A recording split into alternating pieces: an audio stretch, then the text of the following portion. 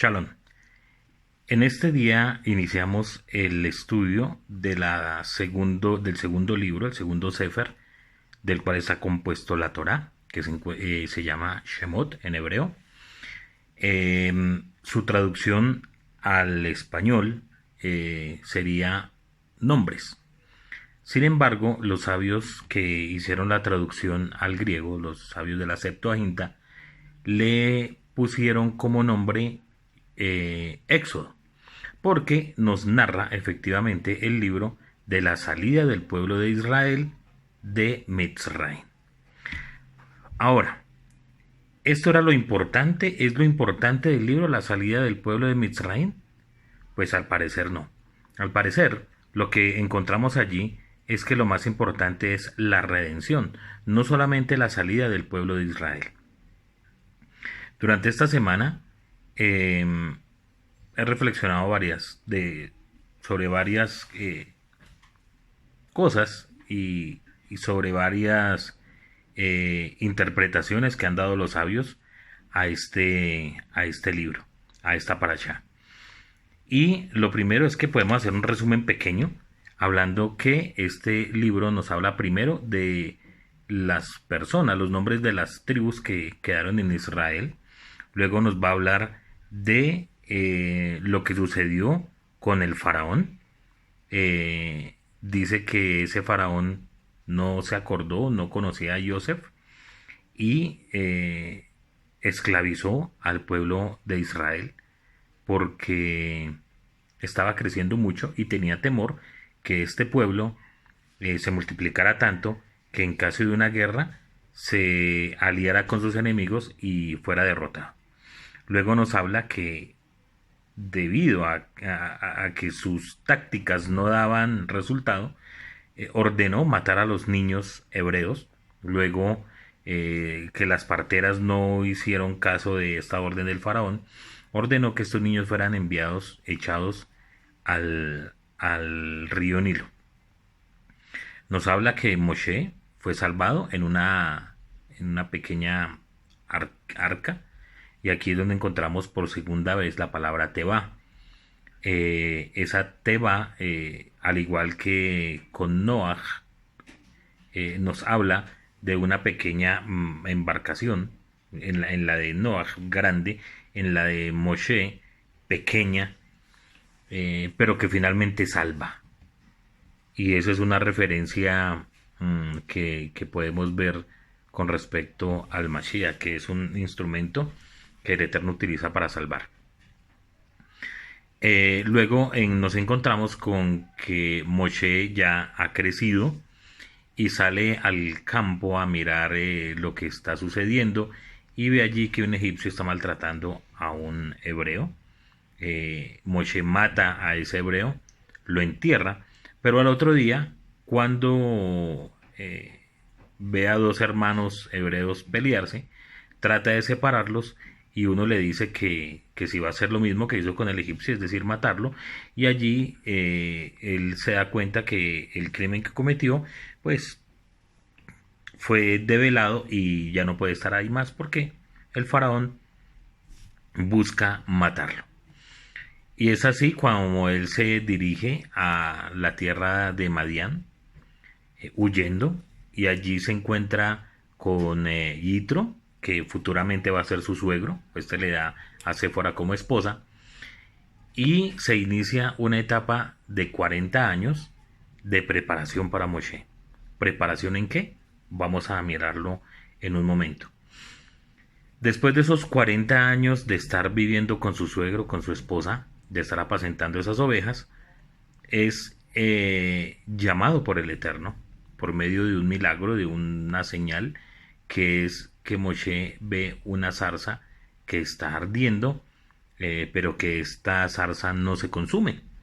La zarza es como un chamizo. Entonces, al ver esto, él se dirige a ver qué es lo que está sucediendo, y allí el Eterno le habla y le dice qué es el propósito, cuál es el propósito que él tiene para Moshe.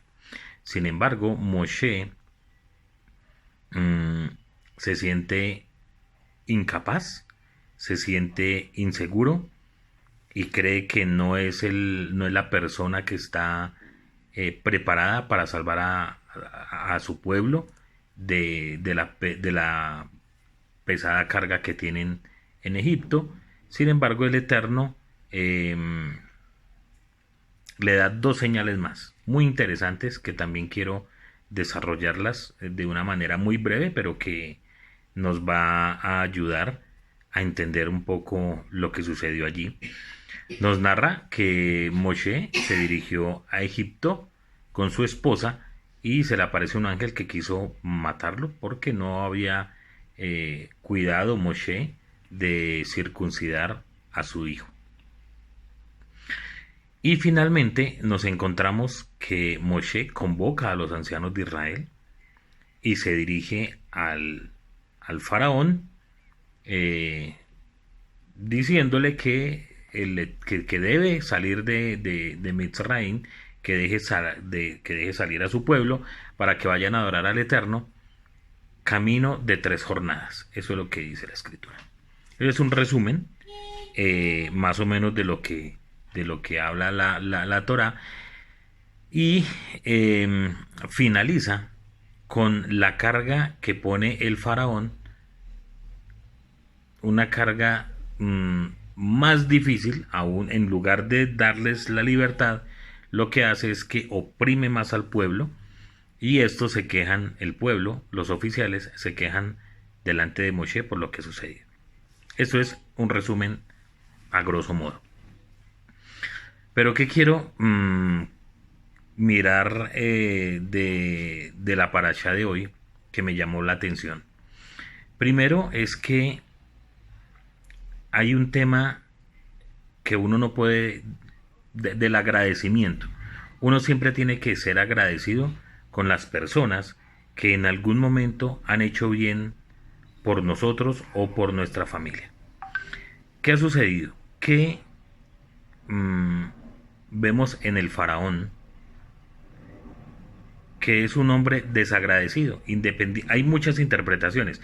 Algunos dicen que era de otra dinastía, otros dicen que era el mismo faraón que estuvo con José. Me parece que es difícil esta tesis, porque por los años que pasaron desde que Joseph estuvo ahí, pues no parece, a mi modo de ver, no me parece que fuera el mismo faraón. Sin embargo, el que fuera debería haber mirado sobre lo que sucedió por la historia, que fue lo que hizo José y el pueblo de Israel, pero en especial José, de salvar a Egipto de perecer. Entonces encontramos esta primera situación en la cual vemos que el hombre, el ser humano, es dado a ser desagradecido, a no recordar lo que otras personas han hecho por nosotros, independientemente sean judíos, no sean judíos, sean que compartan la misma fe o no, tendemos a ser desagradecidos. Y eso es el primer llamado, o la primera impresión que me llevo de esta parasha, y es que siempre debemos ser agradecidos primero con el Eterno, porque hoy podemos abrir los ojos y vivir, porque a Shen, al Eterno, le ha placido que así sea. Y eso es lo primero que debemos hacer cuando nos levantamos, agradecer al Eterno por permitirnos abrir nuestros ojos y poder vivir. Pero tenemos que ser agradecidos con nuestra esposa, con los esposos, con los hijos, con las personas que nos dan empleo, con todo el mundo. Siempre tenemos que tener una actitud de agradecimiento por todo lo que sucede, porque finalmente todo nos sirve para bien. Aun cuando las cosas no parezcan que sean buenas, finalmente la escritura dice que todo nos ayuda para bien. Y así lo debemos entender. Lo segundo que quería mirar de esta parasha es la situación de Moshe cuando él crece, está de 40 años más o menos, y toma justicia por mano propia con el soldado de egipcio que estaba maltratando a gente de su pueblo. Él toma justicia por su mano, él cree que es la forma que debe actuar, pero el Eterno tiene otros planes. Y creo que esto nos lleva a meditar y a reflexionar en cuáles son los momentos en los cuales debemos servir al Eterno, cuándo debemos estar en quietud y cuándo debemos eh, actuar. Y creo que Hashem en cada momento de nuestra vida nos va preparando y va haciendo algo para que nosotros entendamos cuál es su voluntad. La voluntad del Eterno siempre fue que existiera un redentor, un instrumento redentor para sacar a su pueblo de Egipto. Y seguramente, porque así lo creemos y estamos seguros, el Eterno escogió a Moshe desde siempre. Es más, preservó su vida, eh, pero cuando Moshe decidió actuar, no era el momento. No era ese momento en el cual tenía que levantarse en armas y sacar a su pueblo. Esa no era la manera. Eso me hace recordar un poco eh, a Yeshua como Mesías, que mucha gente esperaba de él que tomara las armas para liberar a su pueblo cuando vino por primera vez. Pero pocos entendieron que ese no era el momento, pero el que sí lo entendió fue nuestro rey. Que el Eterno nos ayude a tener estar atentos como él lo estuvo. Entonces el Eterno lleva a Moshe al desierto. Al desierto, quiero que se quiten la idea de que el desierto del que habla la Torá, digamos en la tierra de Madián o donde cuando el pueblo estuvo, que es como el Sahara en este momento, que es solo arena, pues porque ahí no viviría nadie. El desierto eran sitios de poca vegetación, más bien solitarios, pero durante ese tiempo, durante esos 40 años que Moshe estuvo allí, aprendió muchas cosas. Primero, él era un hombre muy ilustrado. Eso nos enseña que no solamente el conocimiento hace que la persona se prepare. Eso es una de las cosas. Porque dice Rab Shaul en una de sus cartas que el que desee el liderazgo, buena cosa desea, pero tal persona no debe ser un neófito, o sea, un ignorante en las cosas del Eterno. Moshe era un tipo muy preparado, fue preparado en la corte de Egipto y muy posiblemente tenía todas las cualidades para poder ser el sucesor del faraón que estaba en ese tiempo, si las circunstancias se hubieran dado. Entonces encontramos que Moshe era un tipo académicamente muy preparado, pero muy posiblemente, y en su reacción que tuvo con el soldado egipcio, nos damos cuenta que su espíritu no era un espíritu que estuviera, que se pudiera controlar o estuviera aquietado. No, pero todo eso lo aprendió pastoreando las ovejas de su suegro. Durante todo ese tiempo, durante todos esos 40 años, pudo tener minutos de soledad, pudo tener minutos de reflexión, pudo tener minutos de que su alma, de que su espíritu estuviera en calma, de entender cómo funciona la vida, porque de tenerlo todo pasó a no tener nada y empezar de cero una vida como pastor. Y esto es muy interesante porque vamos a encontrar que hay algo muy especial entre los líderes que el Eterno escogió para nuestro amado pueblo, empezando por Abraham, pero en especial recordemos a Jacob. Jacob, su profesión final, cuando salió de la casa, desde que salió de la casa de sus padres y aun cuando estaba con sus padres, con Isaac, él era pastor de ovejas. Encontramos lo mismo con Moshe en este momento. Es pastor de ovejas. Y más adelante encontramos, por ejemplo, al rey David, a David Melech, también como pastor. Parece ser que eso es una muy buena profesión para entender muchas de las cosas que el Eterno quiere que, que nosotros hagamos. Y es que en esta profesión como pastor, les da tiempo, mucho tiempo de soledad, de reflexión, pero también tienen que estar preparados para defender el redil, para defender el rebaño, para dolerse de la ovejita que está perdida, de la que fue devorada, etcétera. Parece ser que es una profesión adecuada para aquellas personas que deseamos o desean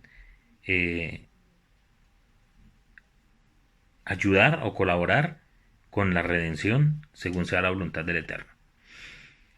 Entonces allí, durante sus 40 años, Moshe aprendió muchas cosas. Tanto que seguramente en Egipto sería un hombre altivo, era de la corte, era un tipo demasiado importante, pero cuando el Eterno lo confronta y lo llama para que vuelva a Egipto a dar libertad a su pueblo, él se rehúsa y esto hace que veamos en él una persona humilde. Ya no actuó por sus propias fuerzas, ya no dijo, listo, yo voy, Señor, imagínese, yo soy el adecuado, el propio, ya me preparé, estoy listo, no, sino que al contrario dijo, no, yo soy nada, o sea, no tengo ni la capacidad, es más, no sé ni hablar, y cómo me va a poner a llevar esta misión tan grande, a lo cual el Eterno dice la Escritura que se enoja, y le hace entender que no es él el que va a hacer la obra, sino que es el Eterno, él mismo, sino que lo va a utilizar para que la haga. Y vienen dos señales que le da, especiales. Una, le dice que tome una vara y la convierta en serpiente y luego vuelve a hacer una vara. Esto me pareció sensacional porque yo no lo había visto de esa manera y les quiero compartir. Dicen los sabios antiguos que esa vara representa el cetro. Recuerden ustedes que a Yehudá se le prometió que iba a ser rey, que su cetro no iba a terminar, pero también el Eterno ha prometido que Israel es un pueblo, una nación de reyes y sacerdotes, pero especial de reyes. Entonces, ese cetro, esa vara, representa el reinado, un reino. Y cuando la tira al piso, se convierte en serpiente. Esa serpiente es la figura del faraón, que es algo peligroso, es ese como reino oscuro, esa situación difícil en la cual el faraón tenía sumido a Israel. Entonces, luego le dice el Eterno que tome otra vez la vara y otra vez ese faraón, ese reino oscuro, se convierte en un reino, pero es el reino del Eterno. Muy interesante eso.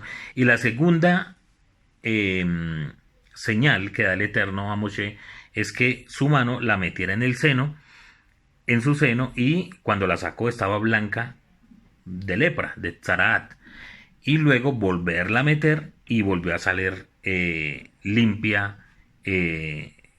su piel. Esto, dicen los sabios, que lo que representa es primero su mano bien cuando el pueblo de Israel descendió a Egipto. Luego, cuando mete su mano y la saca y está totalmente blanca y llena de lepra, nos muestra el sufrimiento de Israel. Le quiere mostrar a Moshe que así es como está Israel en este momento, que así es como se encuentra su pueblo, totalmente deteriorado, impuro, está de una manera terrible. Pero cuando vuelve a meter la mano y la saca, vuelve a tener su mano limpia, y es lo que el Eterno pretende hacer con Moshe, sacar de esa inmundicia, de esa impureza, de toda la crueldad que está viviendo nuestro pueblo, a un sitio donde sea totalmente restaurado. Me pareció sensacional. Luego nos vamos a encontrar que Moshe llega a Egipto y empieza a hacer su labor. Pero, ¿qué se encuentra allí? Se encuentra con que en lugar que el faraón le dé la autorización de salir, lo que sucede es todo lo contrario. Le pone más carga al pueblo porque los trata de que están perdiendo el tiempo, y en lugar que las cosas vayan a mejorar, lo que sucede es que empeoran. Y esto es la reflexión. Cuando nosotros nos decidimos de verdad a servirle al Eterno, es cuando más pruebas llegan a nuestra vida. Y eso no es la excepción. Todo el mundo tiene que pasar por esta situación. Si de verdad nuestro corazón está para servir al Eterno, debemos estar listos para la prueba. ¿Por qué? Porque como ya lo había dicho antes, tenemos que entender que la obra no es del ser humano, la obra es del Eterno. Y Moshe, en esta enseñanza que estamos teniendo hoy, nos invita a no desfallecer. No podemos desfallecer. ¿Podemos quejarnos delante del Eterno? Bueno, quizás quejarnos como quejarnos no, aunque Moshe al parecer lo hizo cuando vio que lo que hizo Faraón fue duplicar el trabajo y la carga. Parece como una queja delante del Eterno, pero sí lo que debemos pedirle a Hashem es que nos ayude a fortalecernos y a superar todas las pruebas que vienen a nuestra vida. Moshe lo hizo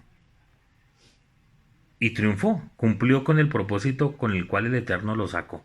Fue muy duro, difícil, pero lo logró. Entonces, mis hermanos, esta es una pequeña reflexión que tenía sobre esta parashá. Espero que sean muy bendecidos. Espero que el Eterno les fortalezca, nos ayude para salir adelante de todas